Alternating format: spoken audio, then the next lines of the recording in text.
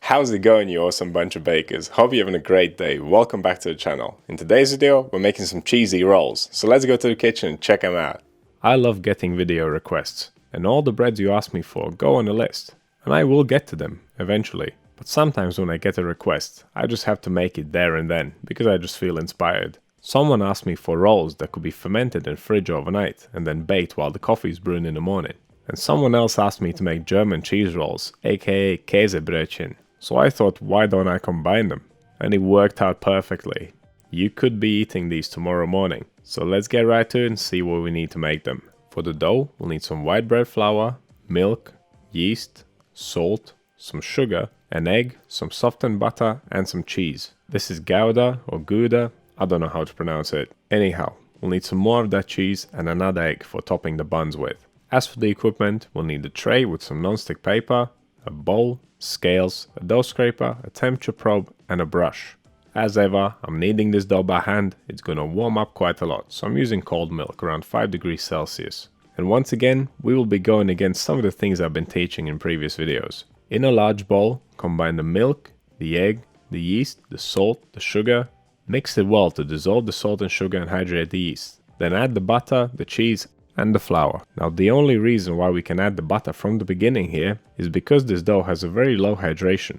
If we did this with a dough with higher hydration, this would be a disaster. And I wanted this recipe to be very simple, so when I made the formula, I made it with that in mind. I gave this dough a low hydration so it's easily workable even when you add all the ingredients from the get-go. I've been really into making recipes very simple lately. And even with the low hydration, these buns turn out nice and fluffy. Right, once you have mixed your dough, tip it out on the table and start kneading it. At first, it will be a little bit messy and sticky. That's because of all the butter smearing against the table. But you just keep at it. It'll become smoother and smoother as you go. I only needed this for 4 minutes. It doesn't take any longer than that.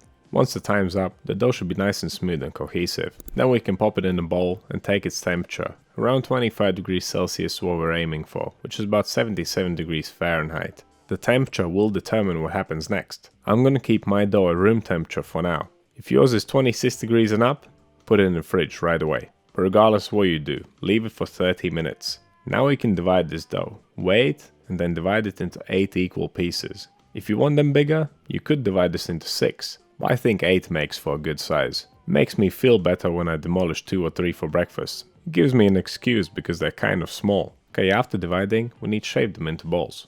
We want to hide the trimmings, so place them on top of the dough. You already know what I'm going to say next. Flatten the dough, then fold the edge over the middle, going around in a circle until the reach point where you started. Then flip it smooth side up again, tighten it against the table, finally pick it up and pinch the seam together at the bottom. That's your dough ball done. For more tips on pre-shaping and final shaping, check out the Steps of Baking playlist. After you've shaped your dough balls, cover them up and let them rest for 15 minutes. We want the gluten to relax. I don't know if you can call this final shaping. All we're doing here is flattening the dough balls into little pucks. And the only reason for doing this is so that the cheese doesn't fall off. You can make them wider or narrower, it's totally up to you. But the wider you make them, the less they will rise upwards. Place them on a tray with plenty of space between them. Mine actually puffed up so much that they were touching. It's not the end of the world, of course. You just don't want yours to be any closer to each other than mine. Right, to get the most of our egg wash, we'll brush them twice. Give them a nice light coating, and leave them to dry for 5 minutes, and then brush them again. This will double up the glaze, and make it nice and thick. By the way, if you want to learn more about glazing, check out my video on the Principles of Baking playlist. I compared 15 of the most commonly used glazes, and that is just scratching the surface. There are probably hundreds of different glazes that could be used for bread making. Right after glazing, top them with cheese. And I guess by now you realize my method. Absolutely everything is done the day before. The only thing you need to do in the morning is preheat your oven and bake them. This makes life just so much easier. And if you really appreciate my method, perhaps consider clicking that thanks button underneath the video. But of course I'm happy you're here, regardless. Right, let's pop these things in the fridge. They can stay in there for 12 and up to 24 hours. In the morning, preheat your oven to 200 degrees Celsius, fan off. And that is 390 Fahrenheit. You might think the next day, they haven't puffed up much. They do look slightly bigger, but they have not risen massively. And I think there's a similarity with brioche. As the butter cools down, it solidifies, and it kind of stops the dough from expanding a lot. The dough feels quite tough and hard, but don't let that deceive you. These things will puff up beautifully as they bake. and you'll end up with super soft cheesy rolls for your breakfast. Right, let's get these bad boys in the oven. They'll take around 20 minutes. Bake them until the cheese is nicely browned all over. If you need to turn the tray halfway through the bake, do it. This is how they should look when they're ready. Puffed up nicely and beautifully golden brown.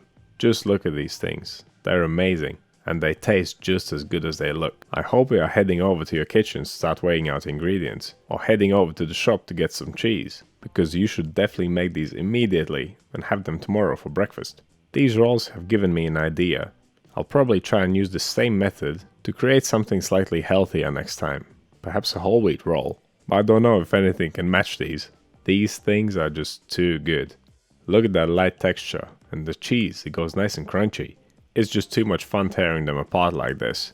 But it is far better to slice them, fill them with your favorite fillings, and then enjoy. I had 3 of them for breakfast, I'm not gonna lie. I had to go for a long walk after that, and skip lunch, but it was worth it. This might be one of my favorite rolls as of now, but do let me know your thoughts down in the comments. If you want to see more videos like this one, click over here. Subscribe to the channel, click right here. That's all I have for you today. Thank you so much for watching, and I'll see you in the next one.